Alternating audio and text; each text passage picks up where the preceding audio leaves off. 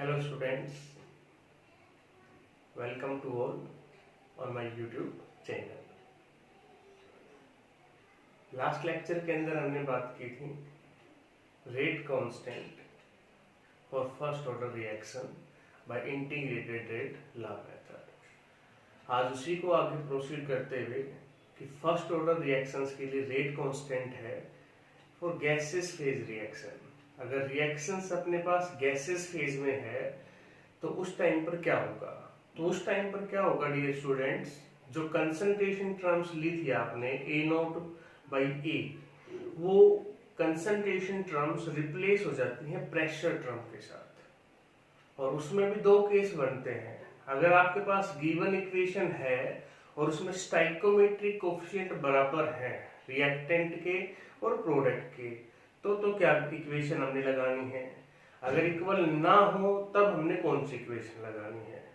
तो बड़े ध्यान से इसको देखना है और समझने की कोशिश करनी है कि किस तरीके से हम इसमें न्यूमेरिकल को सोल्व करेंगे। पिछले 3-4 साल से गैसेस फेज के ऊपर ज्यादातर न्यूमेरिकल रिपीट होते हैं बजाय कंसंट्रेशन टर्म के। तो इम्पोर्टेंट टॉपिक है, ध्यान से पढ़ना है और देखना है। तो बात कर रहे थे गैसेस फेज रिएक्शन के लिए। हमने फर्स्ट ऑर्डर की कोई गैसेस फेज रिएक्शन को कंसीडर कर लिया कि consider the first order gas phase reaction, reactant A change into B and product C. आप यहां देख रहे हो कि स्टाइकोमेट्रिक कोफिशिएंट इक्वल है। अगर यहाँ 1 है तो यहाँ भी 1 है और यहाँ पर भी कितना है, 1 ही है। तो स्टाइकोमेट्रिक कोफिशिएंट बराबर है। इनिशियल प्रेशर मैंने मान लिया कि जब टाइम t 0 है तो इनिशियल प्रेशर रिएक्टेंट A का P नॉट हो गया और इसका हो गया 0 और 0। एट टाइम t, कि जब टाइम t हो जाता है आपके पास, उसके ऊपर रिएक्टेंट है वो तो कंज्यूम होगा और प्रोडक्ट है उसकी कंसंट्रेशंस बढ़ेगी। तो रिएक्टेंट कितना कंज्यूम हो गया हमें नहीं पता था, हमने उसको मान लिया कि P कंज्यूम हो गया। तो इनिशियल P नॉट था, उसमें से P माइनस कर दिया, कितना वो कंज्यूम हो गया है। अगर ये P कंज्यूम हो रहा है क्योंकि कोफिशिएंट बराबर है तो प्रोडक्ट भी क्या बनेंगे, P और P बनेंगे, ये हमने मान लिया। तो total pressure at time t, कि जब टाइम t होगा तो वहां टोटल प्रेशर रिएक्टेंट की वजह से भी होगा और प्रोडक्ट की वजह से भी होगा, दोनों गैसियस है। तो उस टाइम पर t टाइम के ऊपर रिएक्टेंट तो बचता है P नॉट माइनस P और प्रोडक्ट आपके पास बन गए हैं P प्लस P। इनको मैं सम करूं तो यहाँ से ये दोनों कैंसिल हो जाते हैं। ये मेरे पास आ गया P नॉट प्लस P। यहाँ से मेरे को इस P की वैल्यू फाइंड आउट करनी है कि कितना कंज्यूम हो रहा है। तो P टोटल और माइनस P नॉट जो इनिशियल था। आमतौर पर क्या होता है कि जो न्यूमेरिकल आता है उसमें टोटल प्रेशर मिलता है और टाइम t 0 के ऊपर मिलता है, कि जब टाइम 0 है वो मिलता है। तो वहां से हम इजीली P की वैल्यू फाइंड आउट कर सकते हैं। अब मेरे को क्या करना है कि pressure of reactant A after the time t, कि जब टाइम t हो चुका है तो उस टाइम पर A का प्रेशर कितना होगा। तो A का प्रेशर कितना होगा आफ्टर द टाइम t, तो वो हो गया आपके पास P, A भी बोल सकता हूं उसको या टाइम t के ऊपर बोल सकता था। तो ये आपके पास हो गया P नॉट माइनस P। अब P की वैल्यू आपने फाइंड आउट कर ली, P की वैल्यू आपने फाइंड आउट की यहां से। तो P की वैल्यू आपके पास कितनी आ रही थी, P not sorry PT minus P not. ये बात मैं यहाँ पुट कर दूं, PT माइनस माइनस क्या हो गया प्लस P नॉट। अब यह आ गया आपके पास 2P नॉट माइनस PT। तो ये आपके पास PA आ गया। PA आने का मतलब है कि फाइनल प्रेशर जब टाइम t है उस टाइम के ऊपर। अब इस बात को जो रेट कांस्टेंट की इक्वेशन आई थी फर्स्ट ऑर्डर रिएक्शंस के लिए जो डेराइव की थी, फिर for a first order reactions K is equal to 2.303 divided by T log A naught by A लिखते थे। A नॉट की जगह तो आ गया P नॉट और PA फाइनल प्रेशर है। इसकी जगह क्या लिख दिया हमने 2p0 माइनस pt। ये इक्वेशंस आपने यूज करनी है न्यूमेरिकल के अंदर जब रिएक्टेंट और प्रोडक्ट आपके पास कैसा दे रखा है, गैसियस दे रखा है। और गैसियस के साथ साथ ये भी बात याद रखनी है कि उनके जो कोफिशिएंट थे वो क्या थे, इक्वल थे। अगर कोफिशिएंट इक्वल ना हो सर तब ये फार्मूला आप डायरेक्टली पुट नहीं कर सकते। अगर कोफिशिएंट इक्वल है तो ये फार्मूला आपने डायरेक्टली लगाया, सोल्व कर दिया, कोई प्रॉब्लम नहीं है। जब कोफिशिएंट इक्वल नहीं होंगे तो आपको ये निकालना पड़ेगा पी, क्योंकि एक्चुअल में अगर मैं इसको ऐसे लिखूं कि P naught divide by P A. P naught क्या है, पी नोट है initial pressure at time t equal to 0। P A क्या है, फाइनल प्रेशर है एट टाइम t, जब टाइम t हो गया अपने पास। तो ये पीए की जगह हमने पुट की थी वैल्यू 2p0 माइनस pt। तो फार्मूला आप डायरेक्टली यूज कर सकते हो जब कोफिशिएंट इक्वल है। जब इक्वल नहीं होंगे तो ये फार्मूला आपको पुट करना पड़ेगा। अभी दोनों पे न्यूमेरिकल करने जा रहे हैं जिसमें कोफिशिएंट बराबर है और जिसमें कोफिशिएंट बराबर नहीं है, दोनों के ऊपर। तो ये तो इक्वेशंस आ गए अपने पास, ठीक है। तो बात कर रहे थे न्यूमेरिकल के बारे में। तो न्यूमेरिकल मैंने ले लिया ये कि जिसमें कोफिशिएंट बराबर हैं, थर्मल डिकम्पोजिशन है फर्स्ट ऑर्डर रिएक्शंस के लिए SOCl2 की। SOCl2 डिकम्पोज हो रहा है SO2 और Cl2 के अंदर। कोफिशिएंट इक्वल है, बराबर है रिएक्टेंट प्रोडक्ट के। दो एक्सपेरिमेंट के डाटा दे रखे हैं, एक्सपेरिमेंट 1 और एक्सपेरिमेंट 2, और हमने फाइंड आउट करना है रेट कांस्टेंट। के की वैल्यू निकालनी है फर्स्ट ऑर्डर रिएक्शंस के लिए इन टर्म्स ऑफ प्रेशर्स की टर्म में। अभी हमने सीखा था कि जब कोफिशिएंट बराबर होंगे, पहले तो कोई भी आप न्यूमेरिकल करते हो तो गिवन चीजें आप लिखते हो कि ये चीजें गिवन है। तो गिवन आपके पास क्या है कि जब टाइम 0 है तो टोटल प्रेशर का आपको पी नोट दे दिया उस टाइम के ऊपर, और ये आपको दे दिया पीटी। ओके, टोटल प्रेशर है टाइम टी। अब आपने डायरेक्टली फार्मूला लगाना है गिवन चीजें लिखने के बाद। फार्मूला क्या कहता है हमें, K equal to 2.303 divide by T log P naught divide by 2 P naught minus PT। ये फार्मूला हमें कहता है। अब गिवन चीजें, बट अब गिवन चीजें हमने पहले लिखनी है। गिवन टाइम था 100 सेकेंड, टाइम 100 सेकेंड हमें दे रखा है। log P note initial pressure 0.4 दे रखा है, 0.4 इंटू 2 कर दिया, माइनस टोटल प्रेशर दे रखा 0.7। इस सारे को अगर मैं सोल्व करूं,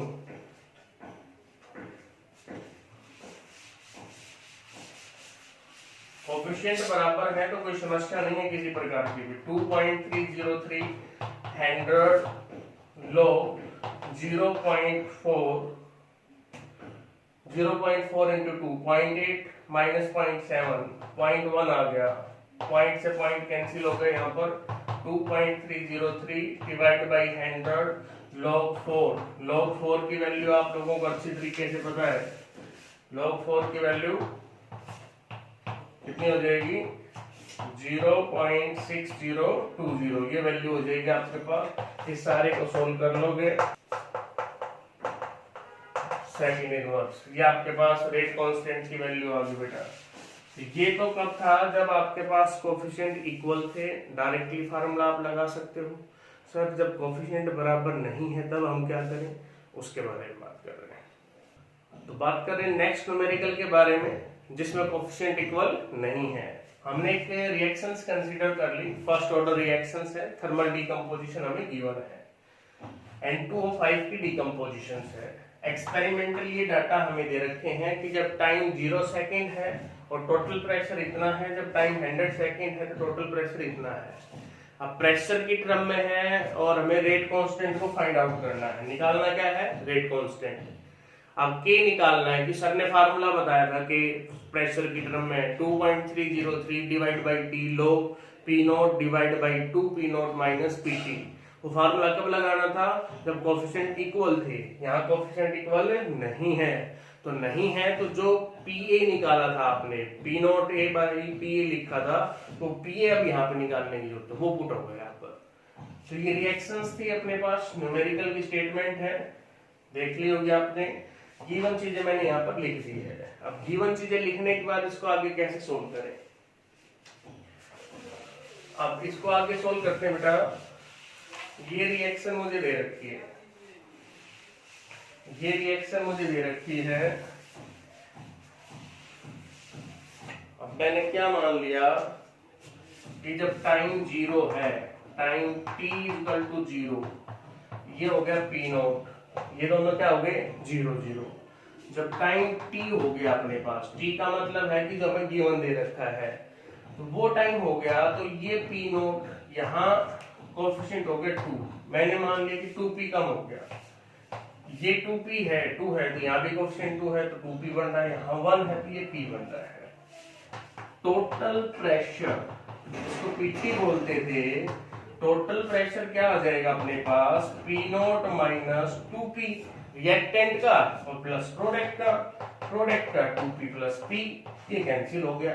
टोटल प्रेशर पीटी, ये जो पीटी है ये हमें दे रखा है, ये हमें कितना दे रखा है 0.512, यहां से आपके पास आ गया पी नॉट प्लस p, हमने p की वैल्यू को फाइंड आउट करना था, 0.512 minus P not, P not भी दे रखा है, पी नॉट कितना दे रखा है 0.5, सारे को सोल्व कर लिया, यहां से आ गया 0.012, ये p की वैल्यू आ गई अपने पास। हमें तो चाहिए पी ए की जो फाइनल था, पी ए का मतलब क्या होता था कि pressure of the reactant at given time, तो pressure of the reactant at given time, time t इसके बराबर है पी नॉट माइनस 2p, इसके बराबर है P not 0.5 minus 2p, p कितना दे रखा है हमें 0. हमने निकाला 12, इसको सोल्व कर लेंगे, 0.5 माइनस में 0.024, इसको सोल्व करोगे 0.476, ये आ गई पी ए की वैल्यू। अब पुट करना है आपने इसको न्यूमेरिकल के अंदर।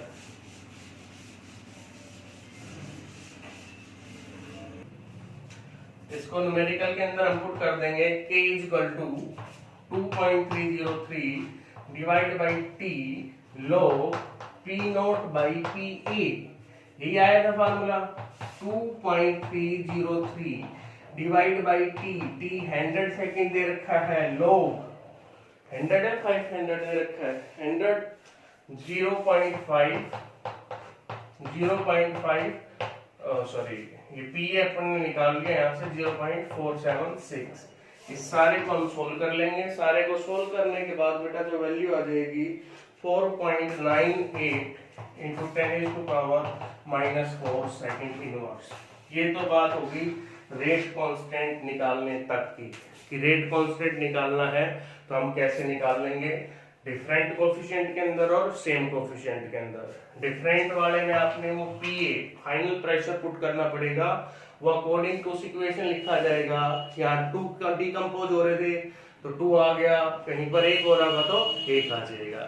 ठीक, अब बात कर लेते हैं क्वेश्चन नंबर 16 की, जो कल आपको असाइनमेंट में दिया गया था। असाइनमेंट के अंदर क्वेश्चन नंबर 16 था, वो भी गैसेस फेज के ऊपर था और उसके अंदर रिएक्शन रेट को निकालना है। अभी तक जो भी प्रॉब्लम हमने डिस्कस की उसमें रेट कांस्टेंट निकाल रहे थे, यहाँ रिएक्शंस का रेट निकालना है जब टोटल प्रेशर हमें दे रखा है 0.28। तो ये आपके पास फर्स्ट ऑर्डर की रिएक्शन है, तो फर्स्ट ऑर्डर की रिएक्शंस का मतलब बेटा रेट इज इक्वल टू के, यहाँ कंसंट्रेशन के बजाय प्रेशर की टर्म में है प्रेशर ऑफ N2O5, तो हमें ये चाहिएगा और के चाहिएगा। तो जब भी इस तरह का न्यूमेरिकल आए कि रिएक्शंस का रेट निकालो और टोटल प्रेशर इतना है, तो आपको एक तो के चाहिए वहां पर रेट कांस्टेंट, और दूसरा उस टाइम के ऊपर प्रेशर कितना बचेगा फाइनल प्रेशर। तो डाटा हमें दे रखे हैं, पहले हम निकालते हैं के को, फिर इसको निकालेंगे और फिर अपना फाइनल आंसर आएगा। तो के निकालना है, के निकालने का तरीका वही है 2.303 divide by T log P not divide by P ए, क्योंकि कोफिशिएंट बराबर नहीं है इस केस के अंदर भी। तो उसी तरीके से ये तो मैंने फार्मूला लिखा है, P note pressure at time zero, जब टाइम जीरो था अपने पास उस टाइम पर प्रेशर कितना दे रखा है उसकी हम बात कर रहे थे। क्लियर बेटा? अब उसी तरीके से जैसे अभी न्यूमेरिकल किया था उसी तरीके से हमने पी नोट की वैल्यू और पी ए की वैल्यू फाइंड आउट करनी है। कर सकते हैं। पी नोट तो दे ही रखा है, चलो क्या फाइंड आउट करना है, गिवन टाइम के ऊपर, गिवन टाइम के ऊपर जब टाइम टी जीरो है तो ये अपने पास होगा पी नोट, ये होगा zero zero. At time T, T जो हमें गिवन दे रखा है वो टाइम है, वहां पर P naught minus two P, ये भी आपके पास टू पी आ गया और ये कितना आ गया आपके पास पी आ गया है। तो टोटल प्रेशर आपके पास निकालना है P T is equal to P naught minus two P plus two P plus P, two P से टू पी कैंसिल हो गया।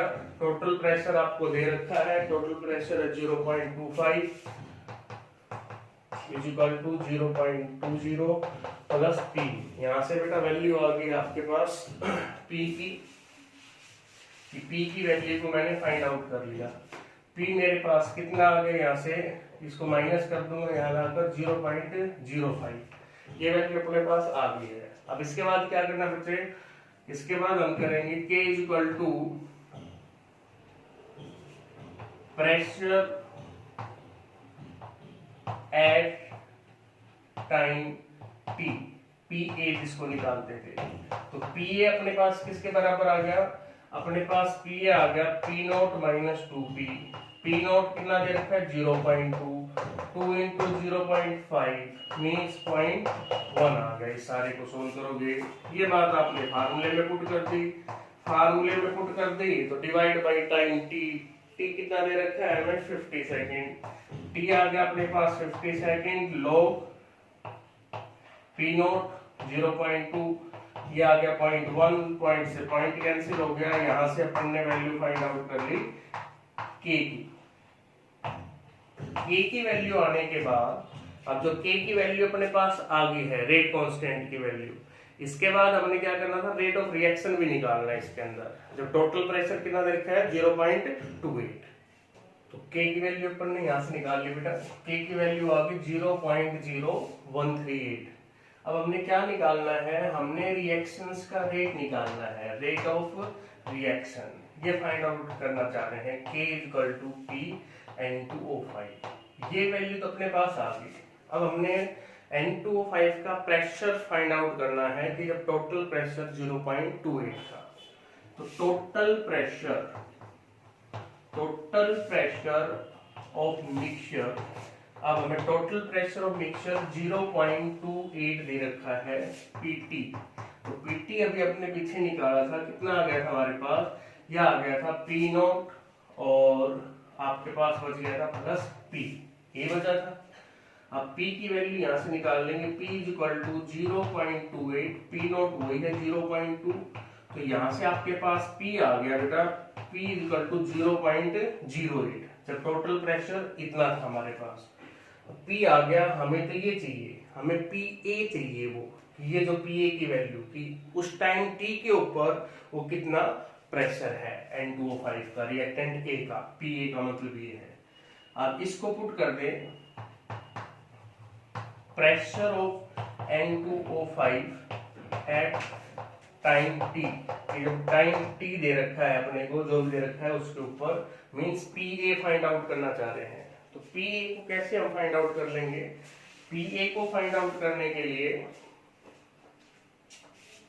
पी प्रेशर ऑफ N2O5, जिसको पी ए बोल रहा हूं मैं, इज इक्वल टू क्या था, P naught minus 2p, P note 0.2 minus 2 into 0.08, इस सारे को सोल्व करूंगा 0.04 आ गया, ये N2O5 का प्रेशर आ गया आपके पास।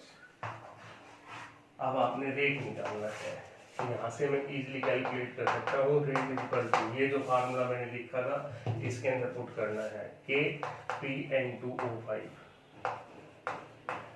अब K की वैल्यू भी आपने निकाल रखी है 0.0138 और N2O5 की वैल्यू भी आपने यहाँ से निकाल ली है 0.04। इन दोनों की मल्टीप्लाई करवा दो, ये आ जाएंगे 5.54 into 10⁻⁻4 atmosphere second inverse.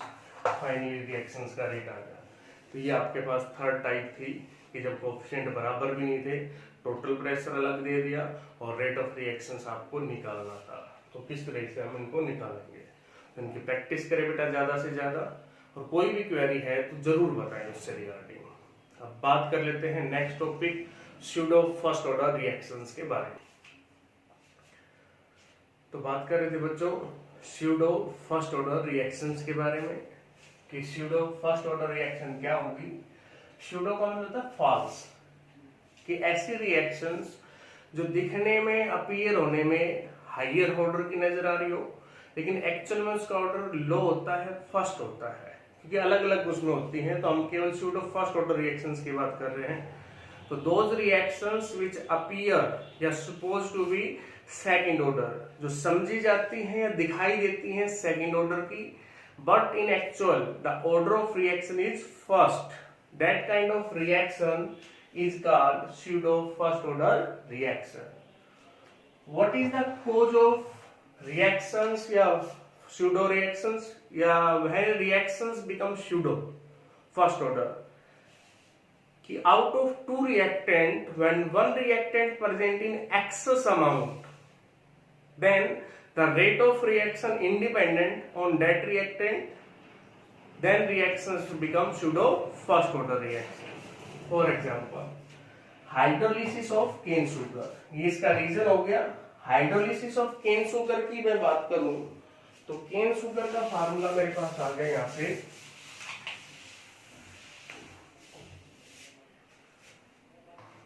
C12H22O11 plus H2O। Cane sugar है, हाइड्रोलिसिस करनी है इसकी, यहाँ सॉल्वेंट वाटर है, एक्सेस में प्रेजेंट है। इसकी हाइड्रोलिसिस जब हम करते हैं तो ग्लूकोज और फ्रक्टोज हमारे पास बनता है, ये बन गया। अब यहाँ जो रिएक्शंस का रेट है वो वाटर पे डिपेंड नहीं कर रहा, क्योंकि उसकी कंसंट्रेशन ज्यादा है। रिएक्शंस का रेट डिपेंड कर रहा है शुगर की कंसंट्रेशन के ऊपर। सिमिलरली दूसरे एग्जांपल की बात करूं, hydrolysis of ethyl acetate. Ethyl acetate ले लिया मैंने, this is ethyl acetate. Hydrolysis water के साथ रिएक्शन करवा रहा हूं, एसिडिक मीडियम के अंदर लिख रहा हूं। यहां से एसिटिक एसिड बन गया आपके पास और इथेनॉल बन गया है।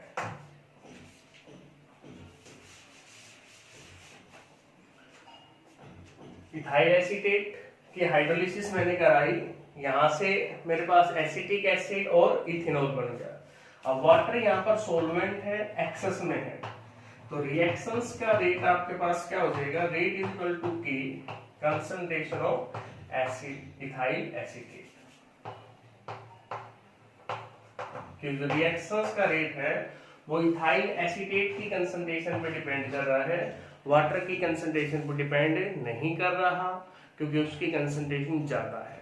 जब दो में से एक रिएक्टेंट की कंसंट्रेशन ज्यादा होगी तो रिएक्शंस है वो स्यूडो फर्स्ट ऑर्डर रिएक्शन बन जाएगी।